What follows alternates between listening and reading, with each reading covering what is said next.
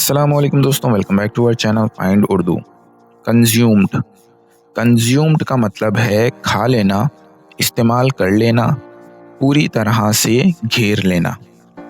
Consumed का मतलब है किसी चीज़ का इस्तेमाल करके ख़त्म कर देना या किसी जज्बात या सोच में पूरी तरह मगन हो जाना। He consumed the entire meal in just 10 minutes. उसने सिर्फ 10 मिनट में पूरी दावत ख़त्म कर दी। तो दोस्तों, कंज्यूम्ड का मतलब है किसी चीज़ का पूरा इस्तेमाल कर लेना या किसी चीज़ में पूरी तरह घुल मिल जाना। उम्मीद है अब आपको कंज्यूम्ड का मतलब समझ में आ गया होगा। मिलते हैं नेक्स्ट वीडियो में। शुक्रिया।